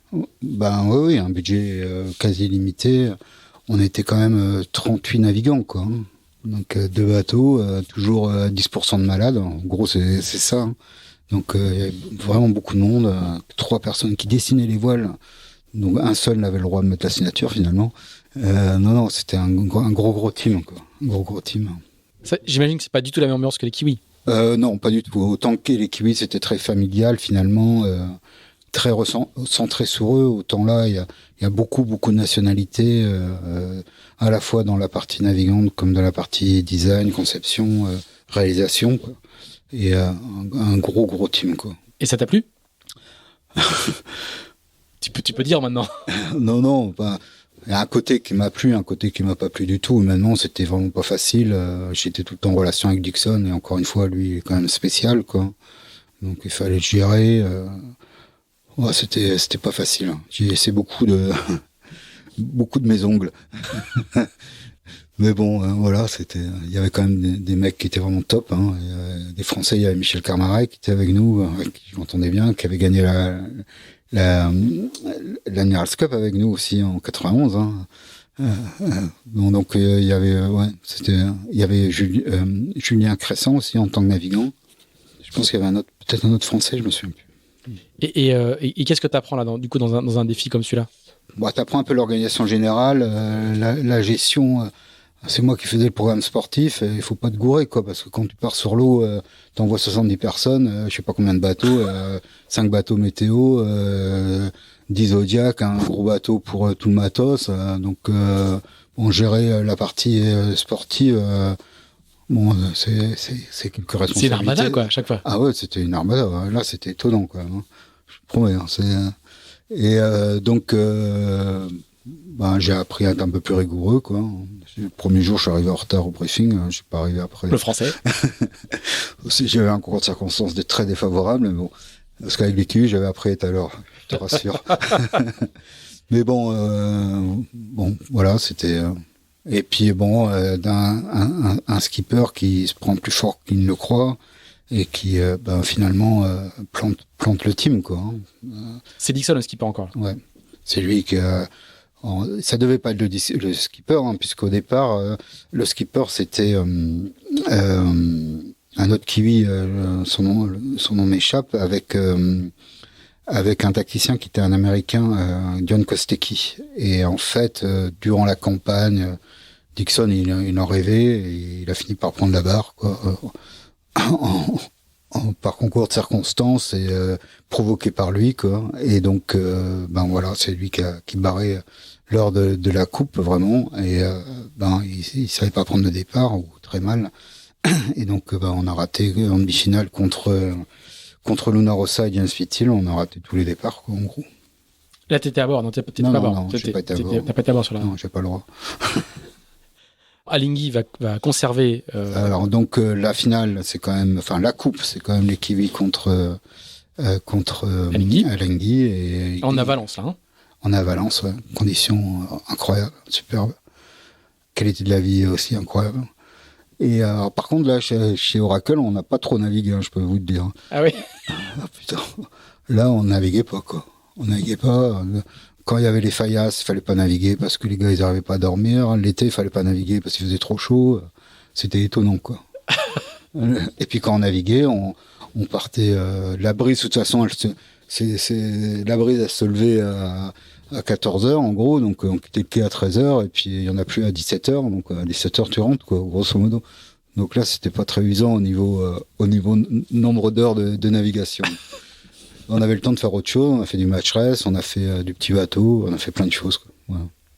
Alors comment ça va s'enchaîner pour toi derrière? Parce que j'ai retrouvé un communiqué de presse où tu dis que tu t'intéresses à la solitaire du Figaro. On est en 2009, donc presque 2 ans après. Ouais, après tu sors un petit peu du circuit coupe, quoi. Pas de mon fait. Hein, non, bien sûr. Finalement, Oracle est repris par Russell Coutts. Hein. Larry Ellison a fait une proposition. Oui, d'abord il y a la bataille trimaran. Oui, c'est ça. Mais c'est repris avant le trimaran par Russell. Oui, c'est ça. Ouais, dès juin 2017, c'est repris par Russell et puis son équipe. Il décide de faire un multicoque. Bon, bref, il y a la coupe. Il y a la bataille d'avocats. Bon, voilà, il y a la coupe en multicoque qui est en lieu, je sais plus quand, 2010, 2011. Ouais, 2010, ouais. 2010. Et moi, Russell, je l'ai pas contacté, quoi. Et donc, j'essaye de faire autre chose, quoi. Et puis, je me souviens plus ce que j'ai fait, quoi. Le tour, à nouveau. Oui, le tour en 2010 et 2011 avec Vincent Portugal qui vient me chercher, là. Et donc. Quand je dis le tour encore, c'est parce qu'il y a encore des victoires, quoi. Oui, en 2010 avec sur le Phare 30, qui est un bateau. Je sais pas si on l'appelle Phare 30 ou même 30. Bon, bref. Ça s'appelle même 30, c'est des Phare 30 après. Un bateau fantastique, quoi. Vraiment, certainement le meilleur petit bateau que sur lequel j'ai eu la chance de monter. Et donc ça, ce bateau, c'est juste un plaisir à barrer, quoi. C'est un bateau incroyable. Au près, dans le petit temps, au reaching, au portant, dans la brise partout. Et c'est un bateau... Il y a beaucoup de nostalgique du Farfentin. C'est un bateau vraiment rarement vu mieux, quoi. Et alors tu gagnes le Tour 30 ans après, quoi. Deuxième victoire 30 ans après. Je pense qu'on n'a pas fait mieux. 1980-2010. Ouais, 79, hein. 30 ans. Oui, mais du coup, je fais juste le calcul. Donc le la tour, symétrie. Au début, on a monté une équipe un peu à l'arrache, avec, même s'il y avait des bases Nouvelle-Calédonie, quoi. Et puis j'ai eu la chance de faire le tour là avec Pierre Logarnero de la voilerie Delta, et puis on a beaucoup travaillé sur les voiles ensemble. Et je pense qu'on a fait des belles voiles pour ce tour là, et on allait super vite, quoi. On a gagné parce qu'on allait vite, quoi. Franchement. Pas de secret. Hein. Bah non, surtout le tour, c'est long, quoi. Mais je te rassure, au départ de Dunkerque, j'étais pas fier de partir pour un mois. Enfin, tu sais que ça va être dur, quoi. Mais bon, bref, on a donc gagné le tour en 2011. Après, ils changent le bateau, ils prennent le M34. Moi, je fais un essai du M34 en octobre 2010. Hein. Et puis, moi, je dis que le bateau, il va pas, quoi. Et puis, il va rien changer, quoi. C'est un bateau qui a été destiné autour d'une remorque et pas autour de la navigation, quoi. Il fallait qu'il soit pas trop lourd pour pour être traîné avec une voiture. Résultat, il est pas raide à la toile, il est même très, très gitard, quoi. Et puis, on gagne quand même le tour en 2011, mais franchement, avec aucun plaisir, l'utilisation de ce bateau. Mais on a fait une très bonne Atlantique, un très bon Atlantique. Et puis en Méditerranée, on a eu pas mal de réussites. Et puis Dunkerque, qui allait vraiment vite, ils nous l'ont un peu donné, quoi. Ils ont fait des bêtises. Et vraiment, après 3-4 étapes au début du tour, jamais j'aurais pensé qu'on puisse gagner le tour, quoi. Mais bon, on gagne le tour. Et comment toi tu vis le fait de passer de la coupe, donc le truc, ce que tu racontais sur les Américains avec ce budget sans limite, à revenir un peu à la base, qui est le Tour de France à la voile. D'abord, l'épreuve, elle était vraiment fantastique, hein, d'alterner la course au large. Moi, j'aime bien la course au large. Franchement, c'est un truc qui me plaît bien. C'est pas de la course au large, c'est pas des transats, mais c'est du côtier. Mais dans les côtiers, il se passe toujours énormément de choses. Et il faut réussir à anticiper tout ce qui peut se passer. Et puis, les deux années, là, 2010 et 2011, en 2010, c'était Gilles Lamorvan, qui est un bon ami, qui faisait la nave, et donc on communiquait vraiment bien. Et en 2011, j'avais la chance d'avoir Hervé Gauthier, et avec qui j'avais déjà pas mal navigué, et avec qui on communiquait bien aussi, quoi. Et donc, c'est vraiment un boulot entre la vitesse et puis la trajectoire, où je vais et pourquoi j'y vais, quoi. Et ça, j'aime vraiment beaucoup ça, quoi. Et c'est pour ça que en 2009, j'avais commencé à pas refaire, mais j'avais fait quand même du Figaro, quand même, on a oublié ça. En 2003. En 2003, à la sortie de l'aventure avec les Kiwis, tu fais un Tour de Bretagne. Ouais, je fais même une espèce de transat, là, avec Gilles Damorvan, on fait... c'est un trophée BPE. Ouais, c'est ça, Saint-Nazaire, Dakar. Dakar. Donc 2 fois 8 jours, hein, quand même, parce qu'on s'arrête... Et oui, on avait fait ça avec Gilda. Et c'est Gilda qui m'amène là-dedans. Il m'amène là-dedans pour effectivement le Tour de Bretagne et cette épreuve de Saint-Nazaire-Dakar. Saint-Nazaire-Dakar, on fait deuxième, derrière Dominique Vittet, je crois. Je sais pas qui était son co-skipper. Et puis et devant Charles Caudrelier-Bénac et Pascal Biligori, d'ailleurs. Et donc on fait ça et puis donc à la fin de la Coupe 2008, je pense que et juste le Tour de Bretagne vous gagnez avec Gilda. Hein. Oui, on gagne le Tour de Bretagne avec Gilda et puis Franck Citeau, que je connaissais de la Coupe 2000, était manager du pôle à la Grande Motte, et il y avait tout un truc de... Le SEM. Ouais, le SEM, beaucoup de Figaro, et donc il me propose de venir faire des entraînements, et donc j'ai fait pas mal d'entraînements en Figaro là-bas. Il y avait Paul Meillat déjà, il y avait... En solitaire, quand on dit entraînement, c'est en solitaire. Ouais. Paul Meillat, il y avait... Toi, t'es le gars qui passe de la Coupe de l'América à des entraînements solitaires en Figaro. Je me suis régalé, vraiment régalé. C'est vraiment sympa quand tu as l'habitude de que barrer, et là tu te retrouves à tout faire, bon, tu fais gourde sur gourde. Mais j'avais fait quand même, grâce à Damien Sabatier, j'avais fait dans les années 95 ou 96 un Grand Prix au Havre sur les Figaro 1. Et j'avais déjà été confronté un peu à la difficulté. Mais là, j'avais fait sans du tout aucun entraînement, quoi. Bon, là, au moins avec le SEM, on naviguerait même pas mal. Et j'ai dû faire une trentaine de journées en solitaire. C'était super. Et donc, il y a un communiqué que j'ai retrouvé qui dit si je trouve les sous, je ferai la solitaire du Figaro. Ouais, mais bon, je n'ai pas trouvé. Puis il y a eu la coupe avec Aleph. Puis ça s'est un peu enchaîné. Bon. Pas de regret?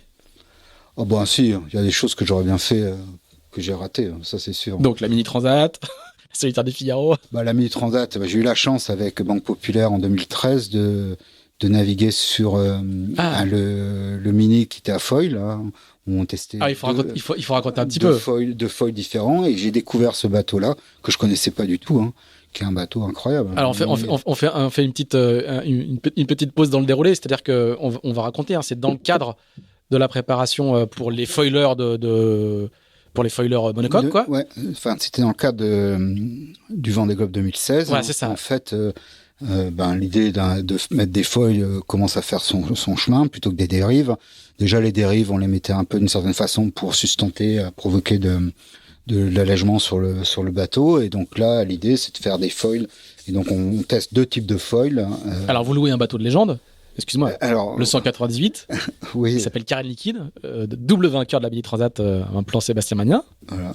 Donc, on loue ce bateau à Pic. Sébastien Picot. Voilà, tu te souviens de plus que moi. On loue ce bateau, on fait des modifs, on met d'un côté un foil qu'on appelle Dali, parce que c'est comme une moustache de Salvatore Dali, et de l'autre côté, on met un foil en L, et puis nous voilà partis faire des tests. Alors vous le tractez en fait, hein? Non, avec des voiles. Il a été tracté, non? Il n'y a pas des photos où on voit le bateau qui est tracté? Peut-être qu'il y a des photos où il a été tracté, mais non, on navigue vraiment avec le bateau, et on fait un certain nombre de tests durant facilement pas mal de jours, parce qu'on n'a pas toujours les réponses, on a perdu un foil, il y a eu forcément, c'est jamais tout simple. Mais bon, et puis à la fin, moi je conseille de prendre le foil Dali, c'est-à-dire un peu les foils qu'avait Banque Populaire pour le Vendée, quoi. Et les foils de Banque Populaire étaient inspirés de ce foil-là Dali. Et puis Armel gagne le Vendée Globe, quoi. C'est super. Et alors là, un team comme Bank Pop, ils viennent te chercher toi pour tes compétences de metteur au point, quoi. Les heures et les heures de nav sur la coupe où on... je suis assez copain avec Ronan Lucas. Ah, aussi, d'accord. Donc, et sixième sens. Bien sûr. Et puis avec Ronan, on a fait... Ronan Lucas, c'est le patron du team Bank Pop, et il était équipier d'avant. Et puis avec Ronan, on a fait le tour 2000 qu'on gagne. On est le premier World Tour, on gagne le premier World Tour. Le premier World Match Racing Tour. Ouais. De 2000, c'est nous qui le gagnons, quoi. D'accord. Il est à bord, c'est ton équipier d'avant. C'est mon équipier d'avant. Un peu lui, un peu Marcel Ventris. Bon, c'est pas du tout. Marcel Ventris, c'est l'équipier d'avant. Oui, qui était équipier d'avant. Il faisait en fait, l'équipier d'avant. Qui est le routeur de plein de records. Ouais. Et Marcel, il faisait l'équipier d'avant parce qu'il faisait la tactique à bord du bateau. Et puis, c'est toujours un mix entre compétence et amitié. On voit que quand vous faites que de la compétence, ça marche pas bien parce qu'avec finalement avec Oracle, c'était des équipages de match race qui étaient liés que sur la compétence et pas trop sur l'affinité. Je pense qu'il faut vraiment un peu des deux, quoi, pour que que tu deviennes performant. Il faut vraiment pouvoir partager quelque chose avec tes équipiers, je pense, pour que ça soit performant. Mais un équipage que de potes, ça marche pas non plus. Et un équipage que de potes, ça marche pas non plus. J'ai des exemples de ce point de vue-là et je pense que c'est pas bon. Donc il faut bien faire les trucs. Du coup, je reviens juste sur mon déroulé. Il y a à nouveau un projet Coupe de l'Amérique avec Aleph cette fois. Oui. Donc là, on n'est plus du tout. On a changé de monde là. Hein. Ouais. Le projet, il doit commencer 2009-2010, assez vite quand même. Et puis il y a eu les AC45. Donc la personne qui dirige le team, c'est Hugues Lepic, que je connais depuis quelques années, puisque j'ai fait du phare 40 avec lui. Je fais de la tactique à quelques épreuves de phare 40 avec lui. Et puis, il me propose de partir dans l'aventure. et de moi m'occuper de la partie sportive, quoi. Alors Hugues Lepic, il est pas très connu, mais il est même pas connu du grand public du tout. Hein. Non. C'est un banquier. Puis il veut pas être connu. Il veut pas être connu, mais on va quand même dire qui c'est. C'est un banquier de Goldman Sachs à l'époque, hein, un banquier français qui fait une carrière extraordinaire, qui va monter un fonds d'investissement plus tard. Donc c'est quelqu'un qui a les moyens d'amorcer le projet, mais qui va pas le financer en entier. Et là, par contre, la coupe est passée au multicoque. Ah non, d'abord on fait des épreuves en AC version 5. Il y a un certain nombre d'épreuves, montées un peu à l'arrache à chaque fois. On a dû faire 3 ou 4 épreuves. Ouais, on a fait Nice, on a fait une épreuve en Nouvelle-Zélande, une épreuve à la Magdalena, 3 épreuves peut-être qu'on a fait. Bon, je ne sais plus. Mais toujours un peu à l'arrache, difficile de trouver un équipage, difficile de monter un groupe. On n'a jamais, t'as pas l'équipe que tu veux parce que les mecs sont pris, ils font autre chose, etc., quoi. Bon, bref. Et puis après, la coupe va vers le multicoque et Hugues a investi pour trois épreuves dans la C45. Alors qu'il y a un circuit, il y a les SCWS, les America's Cup World Series, qui se courent sur des catamarans. Voilà, de 45 pieds. 45 pieds. Voilà. Et donc la première année, il y a plusieurs équipes françaises d'ailleurs. Il y a 2 équipes françaises avec Loïc et son frère, et nous avec Aleph. Et Alain Gauthier. Alain Gauthier était avec nous. Voilà. Et donc, on fait... la première année, on fait une épreuve à Cascais, une épreuve à Plymouth. Il y en a une à Venise aussi. Donc ça, c'est la deuxième année. Deuxième année. Et après, une épreuve à San Diego, et la deuxième année... Et on fait pas les épreuves de deuxième année, finalement. On a fait que les épreuves de première année, quoi. Donc tu n'iras pas à la coupe 2013, à la coupe 2013, la fameuse avec les AC72. Voilà, où tout le monde se met à voler et qui va avoir ça va changer la facette de la planète voile, hein, puisque tout le monde va se mettre à voler dans la. Et les kiwis passent très près de pouvoir la gagner, quoi. Alors plutôt, ils participent au comment on dit, greatest comeback of history, of sport history, puisque c'est les Américains qui vont gagner en étant menés 8-1 et qui vont perdre 9-8, quelque chose comme ça. Je me souviens plus du score. C'est à peu près ça. Ouais. Précisément. Et là, toi, tu vas entamer un petit peu une nouvelle facette de ta carrière. Ça va être fini sur la coupe en tant que navigant. Par contre, tu vas vraiment développer une carrière, une expertise de coach. Et tu vas multiplier cette partie-là de coaching, quoi. Ouais. Déjà en 2012 et 2013 et 2014, je coach dans un premier temps Pierre-Antoine Morvan sur le circuit mondial de match racing, et après je vais coacher un peu Pierre et surtout Mathieu Richard et son équipage sur le circuit mondial de match racing, surtout dans l'année 2014, et puis avec des résultats mi-figue mi-raisin, quoi, des très bonnes choses et puis des choses moins bien, quoi. Alors explique-nous, parce que c'est quelque chose qu'on connaît moins bien dans la course au large, qui est la vision que la plupart des gens, même passionnés, ont de la voile. C'est quoi le rôle d'un coach, justement, dans ces disciplines de match racing? C'est le regard extérieur, c'est pas que l'entraîneur, quoi. On fait de l'entraîneur. J'ai fait quelques entraînements avec Mathieu en tant que barreur, d'ailleurs. Mais l'essentiel de mon travail, c'était plus sur les épreuves, d'essayer de déterminer ce qu'ils font bien, ce qu'ils font moins bien, et essayer d'apporter des réponses sur ce qu'ils font moins bien. Il y a une partie importante dans la communication, savoir comment ça communique à bord, la réception de l'information, comment elle est traitée, quoi.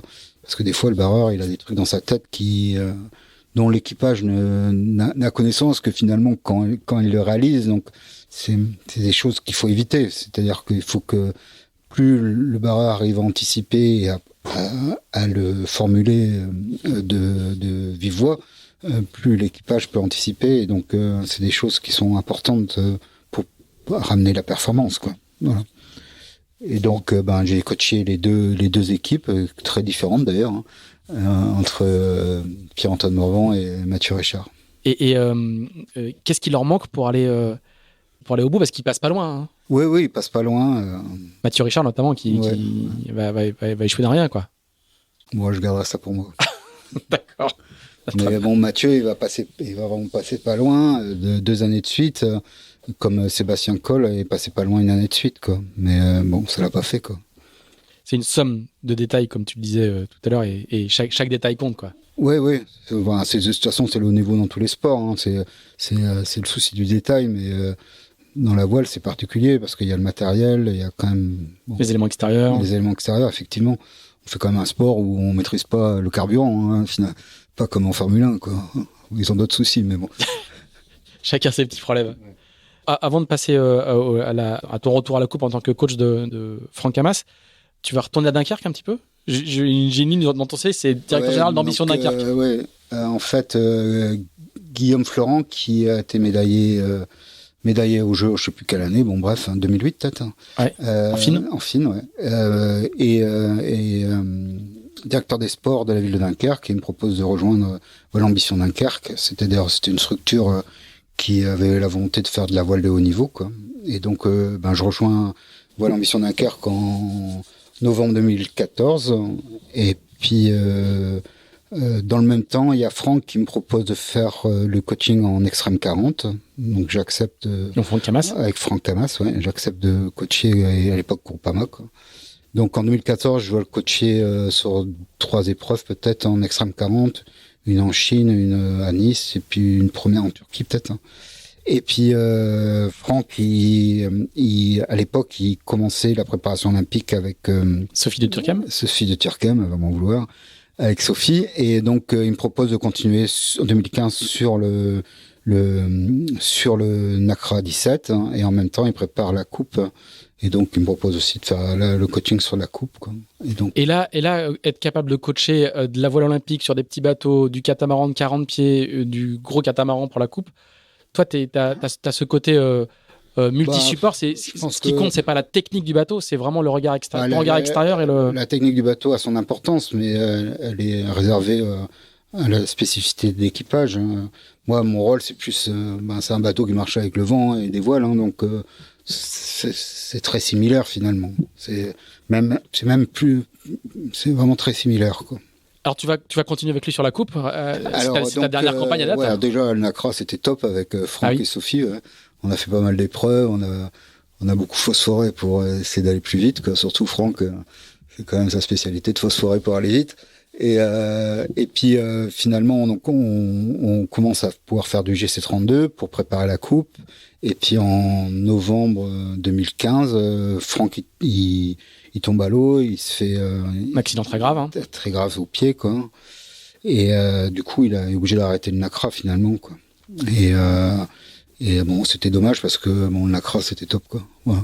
C'était vraiment sympa, une petite équipe comme ça, et puis un bateau fabuleux. Alors c'est peut-être encore plus fabuleux maintenant avec des foils, ça je sais pas, parce que j'ai pas navigué ou vu naviguer des NACRA 17 à foils, mais à l'époque avec les dérives en, je sais pas comment on pourrait dire, en C, quoi, c'était déjà pas mal, quoi. Alors tu vas le suivre sur la coupe, c'est lui qui te demande. Ouais, je le suis sur la coupe, donc on fait pas mal de GC32, on a fait beaucoup, quoi. Qui était un support vraiment sympa. On fait le tour, là. Je sais plus comment ça s'appelle. Le GC32 Racing Tour. Ouais, Racing Tour. C'était très sympa parce qu'il y a pas mal de régates, bateaux qui sont volants, qui sont difficiles aussi à utiliser. Et puis après, on part sur la coupe, quoi, avec quelques épreuves d'AC45, l'AC45 Turbo qui vient finalement au mois d'août 2016. Voilà. Et le nouveau bateau qui arrive à la fin, quoi. Voilà. Donc ça c'est ta dernière coupe, mais c'est aussi elle a bien changé depuis les premières que tu fais. Quel souvenir tu gardes de celle-là qui est la dernière coupe sur des catavolants finalement, parce que maintenant on sait plus ce que c'est, mais une équipe vraiment top, des gens compétents, même une petite équipe, mais des gens très compétents un peu partout. On a eu la chance de récupérer finalement quelque part une grande partie du design team de Luna Rossa qui avait décidé d'arrêter avec le changement de taille de bateau, quoi. Et non, c'était vraiment une aventure super, très sympa, très dure aussi, hein, forcément, mais beaucoup d'heures pour pas mal de techniciens. Hein. C'était un bateau extrêmement technique et peu de navigation finalement, hein, puisque quand tu pars naviguer, tu navigues 10 minutes, tu t'arrêtes, tu navigues 10 minutes, tu t'arrêtes, tu fais que ça, hein, puisqu'il y a toujours des problèmes hydrauliques et électroniques à régler, quoi. Voilà. Et du coup, quand on est censé être coach, c'est pas frustrant de peu naviguer? C'est pas tout le monde est comme ça, hein, finalement. Quand tu regardes, nous, on était en retard, donc on a couru après le temps constamment et finalement, quand tu regardes comment on a réussi à progresser les derniers mois et demi, tu dis qu'avec un mois de plus de neuf, on aurait peut-être été pas loin d'être dans le coup, quoi. Donc on était quand même pas si loin que ça, même si on a gagné très peu de courses. Je crois qu'on a gagné 2 ou 3 courses. Mais on n'était pas si loin que ça, alors que un mois et demi avant, on était à la rue complète, quoi. Donc t'as un petit peu une frustration logique, de dire merde, finalement, avec un mois de plus, ça aurait pu être beaucoup mieux, quoi. Alors après, il va encore y avoir du coaching complètement différent. Là, tu vas coacher Dongfeng. Oui, je vais faire 5 mois avec Dongfeng pour la Volvo, quoi. J'ai découvert, je connaissais Charles parce que on s'était rencontrés en 2003. Et puis, il était assez copain avec Franck. J'avais beaucoup navigué avec Franck aussi dans les années 96-98, puisque on avait navigué en Figaro ensemble. J'avais navigué sur son multicoque aussi, le premier Groupama. J'avais dû faire 2-3 épreuves, je me souviens plus trop, 2-3 épreuves avec lui à la tactique. Et puis c'est Charles et Dubois qui me demandent de venir sur Dongfeng. Et puis j'accepte, quoi. Donc à la sortie de la coupe, j'enchaîne sur la Volvo, quoi. Et là, du coup, ton rôle, c'est quoi sur on est sur un format très très particulier parce que tu regardes comment ça fonctionne avant qu'ils partent, tu les coaches sur les départs. Il y a des inshore aussi. Oui, mais les inshore, elles comptent pas. Ouais, c'est très différent. Il y a les voiles aussi, parce qu'il y a quand même pas mal de voiles. Un réglage des voiles, une équipe bizarre parce qu'avec des Français, avec Pascal Videgori, avec des Kiwis. Et c'est le premier Dongfeng, hein. Ouais. Non, c'est le deuxième. Toi, c'est le deuxième, pardon, excuse-moi. Ouais, moi, j'arrive sur le deuxième. Ouais. Donc c'est l'équipe qui gagne. C'est l'équipe qui gagne, bien sûr. Avec Marcel Ventris qui fait, encore lui, quoi, qui fait le routage avant le départ, quoi. Et alors, du coup, ton rôle, c'est quoi, du coup, précisément? C'est peut-être là où ça n'était pas très clair, quoi. D'accord. Bon, en tout cas, ils ont gagné. Ils ont gagné, bravo à eux. Je suis ravi pour Charles. Et du coup, après, là tu embrayes sur le... Donc, JRM, je le rencontre à cette occasion-là, puisque il était dans le groupe avec Dongfeng. Bon, je connaissais JRM depuis longtemps, puisqu'on s'était croisés sur des Tours de France à la voile, je pense. Et puis, j'avais suivi quand même, il a gagné... qui gagne 3 fois le Figaro. Bon, bref. Oui, à peu près qui c'était, quoi. Ouais, je voyais un peu qui c'était. Et donc, il me propose de rejoindre le team pour avoir un œil extérieur différent, quoi.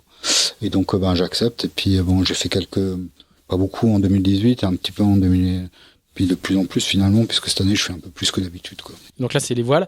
Et puis, je fais un peu le coaching aussi, organiser les séances de navigation, quoi. C'est un peu mon rôle, quoi. Et de toutes ces expériences, on voit qu'elles ont été incroyablement multiples. C'est lesquelles que tu gardes le plus en mémoire, si c'est possible d'en garder certaines plus que d'autres? Elles sont un peu toutes différentes, C'est vrai que la première avec French Kiss, c'était top de chez top, mais quand je naviguais avec les Dunkerquois, c'était pas mal non plus. On faisait beaucoup de planches à voile aussi. Donc, c'était... Non, je pense que il y a des expériences qui sont plus ou moins plaisantes au sens sympathique du terme, mais elles ont toutes été finalement assez enrichissantes. Quand tu les prends une par une, elles sont quand même enrichissantes. Même c'est l'accumulation en fait, surtout qui est impressionnante. Avec Oracle, moi je retiens.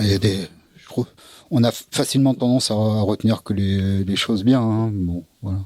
Et justement, quand on travaille aujourd'hui, c'est d'avoir un regard extérieur, d'avoir accumulé autant d'expériences différentes et variées. C'est du coup, j'imagine que c'est ce qui fait en fait ta valeur. C'est que quand tu arrives, tu dis, tu peux lire les gars en 2010 ou les gars en 87. Je suis sûr que tu le fais pas, mais ce que je veux dire, c'est que des fois je le fais quand même. Oui. Ça fait un peu has-been, mais oui, mais je veux dire, du coup, t'as des paquets de disques durs, quoi, ou avec plein de data et d'expérience. La voile reste un sport à accumulation d'expérience. Effectivement, mais forcément, il y a des situations que tu as vécues sur l'eau qui reviennent quand tu regardes la régate de l'extérieur, quoi. Donc avec Charles, il y a des situations où je lui disais, mais non, là, c'est pas ça qu'il faut faire. Dans cette situation, c'est ça qu'il faut faire, quoi. Et c'est des trucs des réflexes qui reviennent assez vite, quoi. Mais c'est aussi l'expérience du match race, parce que le match race, ça t'apprend vraiment beaucoup de choses sur sur la globalité de la régate, quoi. À la fois la préparation, le mental, on en a parlé, la technique, la barre. Bon.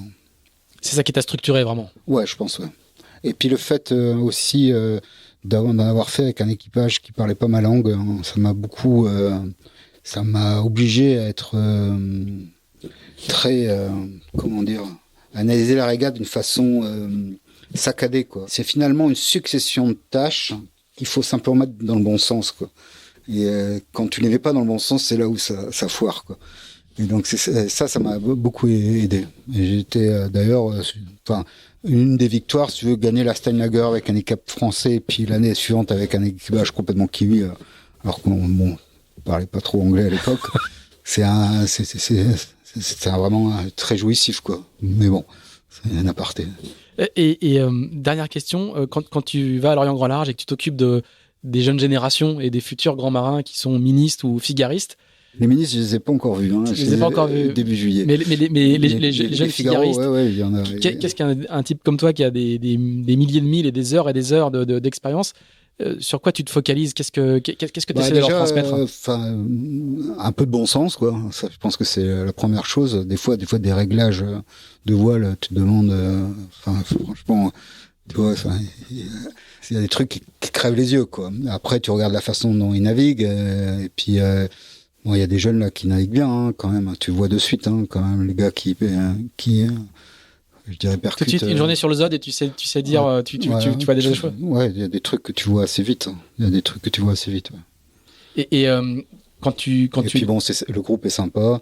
Il y a des bons comme Gilles Damaé, Fabien, des plus anciens, quoi. Puis des jeunes avec Achille Nebou ou Benoît Mariette, Nils qui a gagné la Transat. Tom Dolan, moi j'ai vu l'année dernière, j'ai vu cette année, il a énormément progressé, quoi. Il navigue vraiment très différemment maintenant, il navigue vraiment beaucoup mieux, quoi. Donc bon, voilà, c'est assez. Ça c'est nouveau pour toi, cette activité. Jusque-là, tu faisais assez peu de. Ouais, j'aime beaucoup ça. Ouais. Enfin, franchement, avec les Figaro, c'est sympa. Avec CAS 40, ils sont un peu plus amateurs, donc c'est plus difficile. Les grosses différences de vitesse entre les bateaux, grosses différences de matériel. Là, les Figaro, c'est sympa parce qu'ils sont quand même à haut niveau, quoi. Bon, attends de voir les ministres. Ouais. J'ai un petit peu d'expérience sur le bateau, pas beaucoup, mais un petit peu, quoi. Et un bateau incroyable, hein. C'est mini, quoi. C'est étonnant, quand même. Bon, mais faut que tu fasses, je sais pas, un mini Fastnet ou quelque chose comme ça. Non, je suis trop vieux. Là. Trop vieux. Trop gros, trop vieux. Bon, Bertrand, merci beaucoup, merci d'avoir. Tu vois, j'ai réussi à te faire parler un petit peu quand même. On est à 1h33, tu vois. Toi qui doutais. 3h30. Non, 3h30, ça aurait été trop. Merci beaucoup d'avoir partagé avec nous cette histoire incroyable, toutes ces décennies d'expériences hyper variées. Si vous nous avez suivis jusqu'ici, merci beaucoup. N'hésitez pas, je vais le dire à chaque fois, n'hésitez pas à nous mettre entre 0 et 5 étoiles sur Apple Podcast. C'est bon pour le référencement. N'hésitez pas aussi à nous dire si ce podcast vous a plu, ne vous a pas plu, et ce qu'on peut faire de mieux pour progresser. Et puis, on se retrouve dans 15 jours avec un nouvel épisode. Salut, merci Bertrand. Au revoir.